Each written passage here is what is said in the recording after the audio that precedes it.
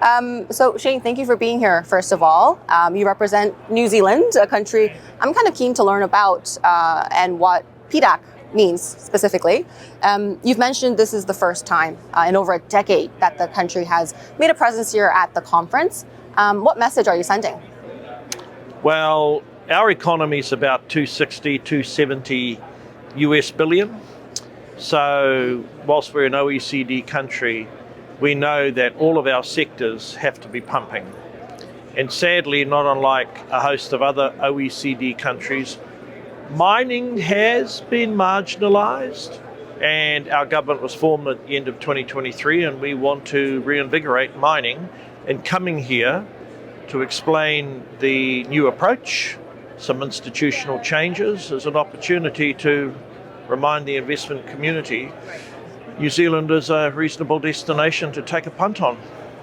So before we dig into the concrete reasons why, I think one message that's also been pretty clear is instead of open for business, we're doing business. What does that really mean in reality? Well, as I said, if you conceive our economy as being a quiver full of arrows, every arrow has to strike a target. And we're going to boost over the next 10 years, double the export earnings associated with minerals. But look, we've passed a substantial piece of legislation, which is a one-stop shop, fast-track piece of legislation, arguably giving the most efficient and permissive set of processes, I would say, in the English-speaking world. Secondly, we've refined our foreign direct investment rules. And thirdly, we're exploring a host of other incentives as to how we can, reinvigorate the natural resources sector. Well, the Fast Track Approvals Act has definitely drawn controversy as well as interest, that's for sure. How are you balancing concerns between environmental groups and interest from investors and miners? Yeah, well, we're moving from a treacle-riddled set of processes where it was very difficult to get consents for mining in New Zealand. Now, there's always a balance between guardrails and the need for economic development. At the pith of the new fast-track legislation is economic development. That is an unfettered message at the heart of the legislation. And we've found a way to enable key constituencies to be involved in the decision-making process, but not to hold investors to ransom. Now, the government has also launched recently a strategic metals list. Can you educate us on what is priority here out of New Zealand? Well, look, like a lot of other open economies, New Zealand needs to boost its security, its resilience. We have an endowment of minerals, including things such as vanadium, titanium, quite apart from the common minerals of gold and coal and whatnot.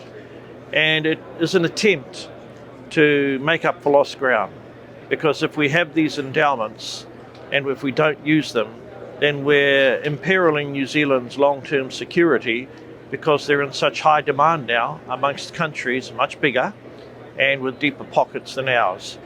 And I think it spells pragmatism in New Zealand. We're willing to attract international investors if they're prepared to abide by the guardrails and find a way of creating not only new export revenue, but deepening our sense of security.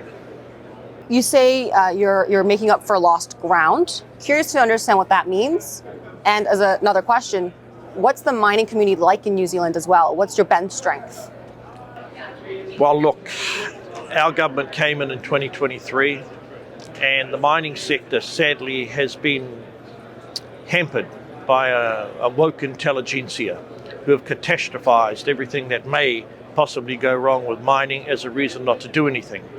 And we've also had a situation where the rules and regulations were no longer fit for purpose.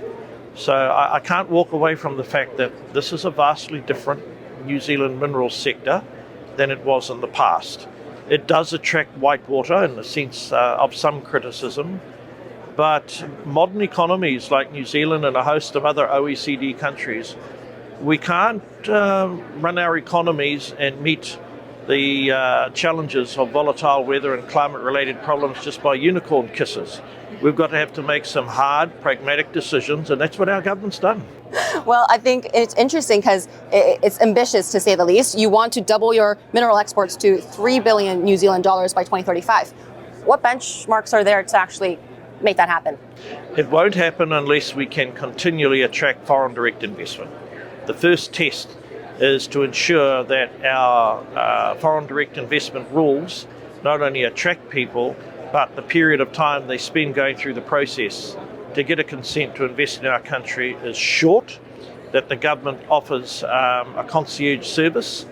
And quite frankly, when you have a small open economy like New Zealand, we don't have the domestic savings to turbocharge the mineral sector by itself. We already have access to Canadian capital, Aussie capital, and I think the greatest test in the short term is to ensure that the foreign direct investors wanting to come and do minerals in New Zealand find a welcoming environment and a way to make money. Well, what kind of meetings, calls are you having, and from what countries now that these changes have happened? Well, in January, a large delegation of analysts coming out of the States and Canada came to New Zealand, and they all said the new fast-track legislation, the one-stop shop, is in a class of its own, but will it be operationalised with the same volume as your rhetoric suggests it will? So that's the challenge that analysts always put to politicians. You guys are really good at talking up a tough game, but will it be implemented in that vein? And that's a reasonable test. But look, the analysts and other members from the investment community that have come to New Zealand, they're highly impressed by the new fast track. We're about to have an international investor summit over the next month. And it's not just about minerals, but look, minerals and energy represent an area that's been underdone in the New Zealand economy.